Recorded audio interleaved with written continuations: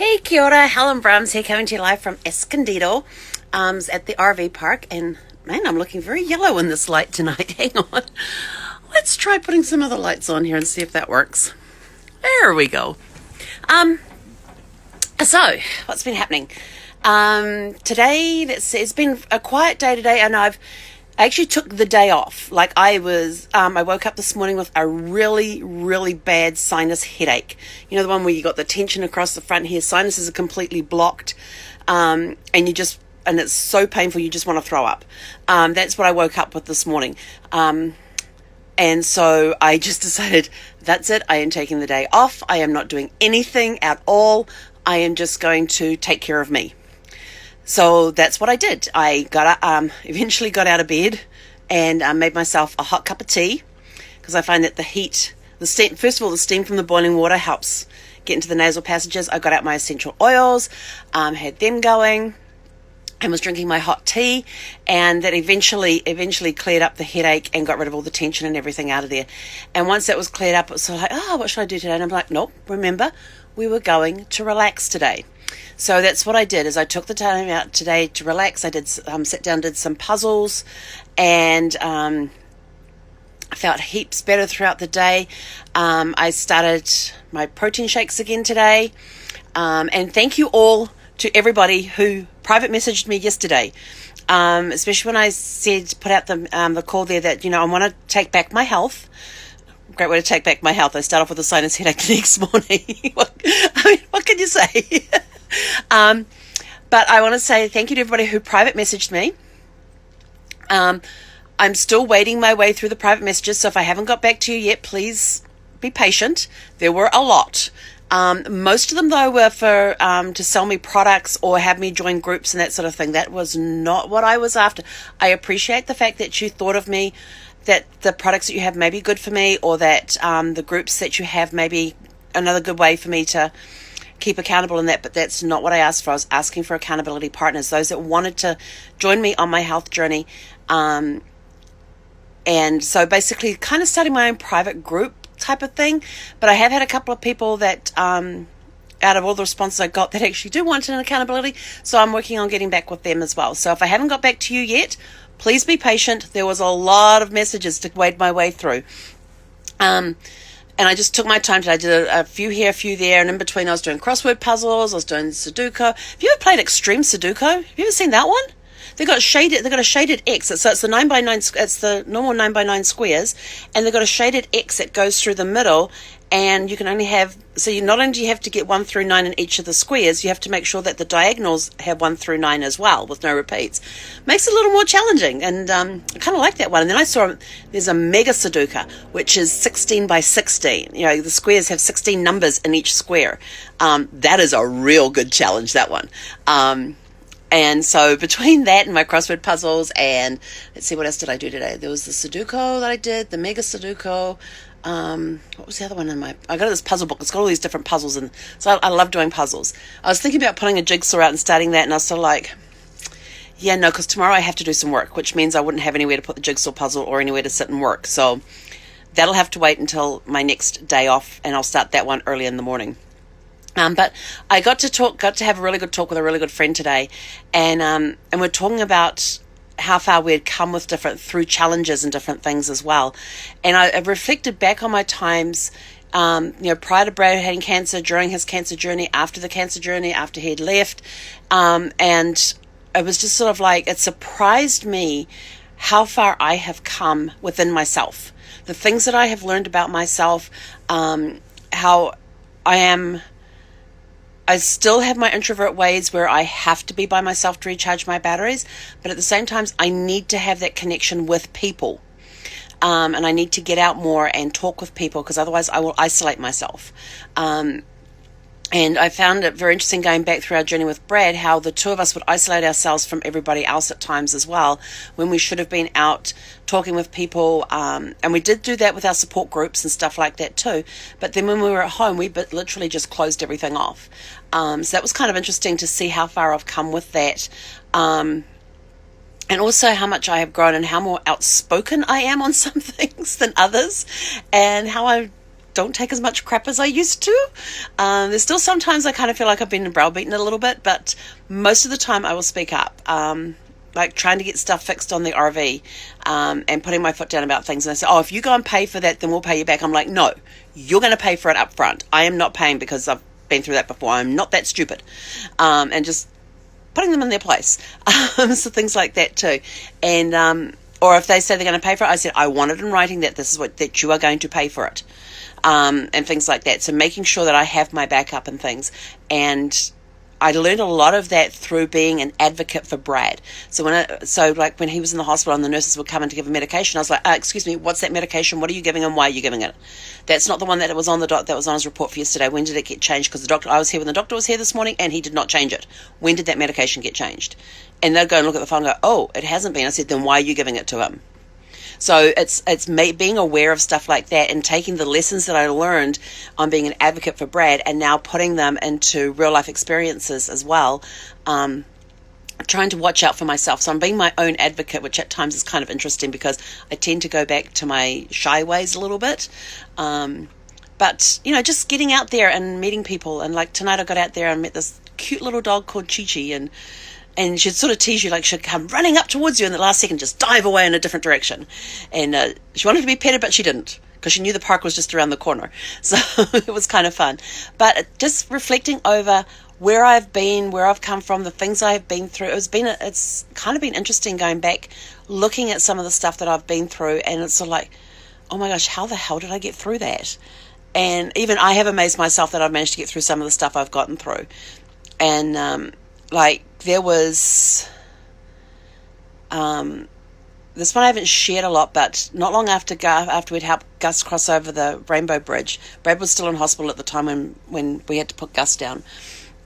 But a few days later, I was driving home from the hospital, and all of a sudden it hit me.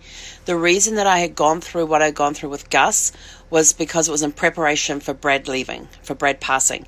And I remember driving home, and one thing I did when Brad was in hospital for that length of time, it's probably about a week after he'd been in hospital, I started doing daily journals in the car, and I would turn the voice recorder on my phone on before I started the drive. So I was recording stuff, and it was just anything that popped into my head, what had happened during the day, questions I had for the doctors, thoughts I was having, things that were happening, thoughts I was having in my head, presentations I had coming up, and things like that. What would I say during so practicing presentations. And I would record on the 20-minute drive to the hospital and sometimes an hour drive home, depending which time I left the hospital with traffic and everything. So both ways I was recording stuff, and I remember recording this one thing, and it's one recording I have yet to listen to because I don't want to listen to it because it's still very raw. But I remember sitting there and the traffic, and all of a sudden it hit me. The reason I had gone through what I had gone through with Gus was because it was in preparation for Brad passing. And I remember having a drop down, drag it out conversation with God right there and then about how that was not going to happen anytime soon. And I was not prepared for it, and there was all sorts of language coming out of my mouth, which doesn't typically come out of my mouth. And I remember tears just streaming down my face, and I'm trying to drive.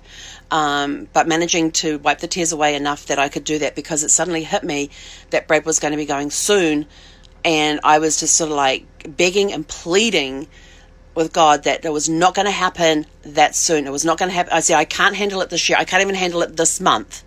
And I can't handle it this year. Can we please, please, please make it next year? I remember pleading with him for that. And of course, a couple of weeks later, Brad was home, and then he transitioned 5 days after he got home. So I have that very vivid memory in my head, and I was thinking back over that today and thinking, how the heck did I get through all of that? With Gus going on the 6th of September, Brad going on the 24th, and me and somewhere in the middle there going, this is not going to happen. I'm not losing them both in the same month. And it happened. And it's sort of like, wow. it just blew my mind that I actually got myself through that. I still don't remember much of October and November and December of that year. I know my parents were here for a month. I know we took a day off and went to the safari park. I know we went through a shit ton of boxes at the house. My parents were awesome in helping me, and I didn't have to worry about meals. My mum literally took over my kitchen, which was fine with me, because at that point I was on autopilot. I don't remember much of those days. I just remember lots of boxes going, lots of stuff getting sold, lots of stuff getting dumped, lots of stuff going to Goodwill. I do remember the trip to the safari park, kinda. I had a friend who came out for me, Christy, came out and spent a week with me getting my accounting books all sorted out and caught up for me. Don't remember much of her visit, sorry, Christy. I do remember we spent a lot of time talking and catching up and stuff, because we hadn't seen each other for a while. And I just remember literally just floating through those months. And I do remember though, on the 28th of December, which was our 19th wedding anniversary, sitting at Brad's graveside, and I had my box of C's candies there, which I went and got on my birthday, which he had started that tradition of getting a £1 box of chocolates for me, and sitting there with it, and I had a couple of the lemon ones in there, which was his favourite. He did not get a piece of that. Me and chocolate, I don't share. I'm sorry, I just don't share chocolate. I'm too much of a chocoholic.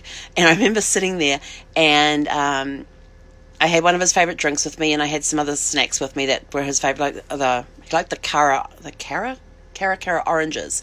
And so I had that with me, and there was this piece of turf that I could lift up just this corner, and I would tuck stuff down in there, like pour a little bit of drink down in there, tuck a little bit of orange in there. That was his bit. He was not getting the chocolate, though. That was not going in there. And I remember sitting there and thinking, okay, from today forward, we're going to start something new here. And I remember leaving the cemetery that day feeling so much lighter and more aware of everything around me. It's like the fog that I'd been under for the last 2 or 3 months had finally lifted, and I could start seeing it. And I could not, and that was the 28th of December, and I could not wait for January 1st to come around. For January 1st, 2018, I could not wait for that to happen, because it felt like that New Year's Eve, I actually stayed up till midnight, and it felt like I physically walked through a door into 2018 and closed the door on 2017, and then started picking up the pieces and figuring things out at that point. Because up until then, I'd been very foggy, and so I'm appreciative to everybody who helped me during that time, who were there for me, called me often, checked in on me, everything else. I know there were a lot of phone calls during that time, a lot of people calling and checking on me, even people dropping in, saying hi and sitting with me for a while. I don't remember much of those conversations. I just remember having conversations with a lot of people. But so it was interesting today to reflect back over that time and thinking, wow, how did I get through that? And look how far I have come since that time, from being in a fog to today, where I am now ready. And one of the things I used to do is I was a mentor for Immerman Angels, who are a one-to-one mentor program where they match up cancer caregivers with other cancer caregivers, and cancer patients with other cancer patients, and widows with other widows, and widowers with other widowers. So you've got somebody to talk to who has been through or who is going through what you're going through, and can help you through that. And I remember putting that on hold at one point, because I just couldn't face mentoring people with the frame of mind I was in.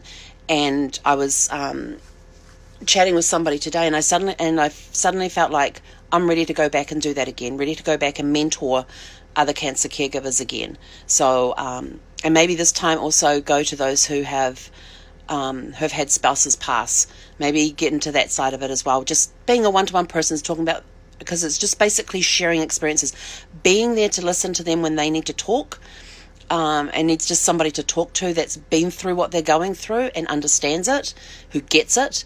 And then if they ask a question, saying, well, when I went through that situation, this is what I did.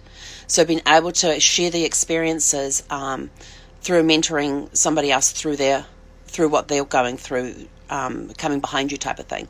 So it's been an interesting day today, a very interesting day. So I'm still open to people wanting to be held accountable to get their health in. I am not looking for any products to buy. I am not looking for any groups to join. I'm just looking for people who want to take care of their health. And if you want somebody to talk with, just to hang out and talk with, I'm happy to do that too. So send me a private message. and we'll get together and all that sort of stuff. So have a super fantastic sparkling day. Tomorrow is Monday. Yes, I love Mondays. So have a super fantastic sparkling Monday morning tomorrow morning when you get up and get moving, because I have a ton of stuff to get on with tomorrow, and I can't wait to get to it. But today's my day off. So tomorrow morning, my to-do list is already done, and I will be hitting the ground running tomorrow morning. Have a super fantastic sparkling evening.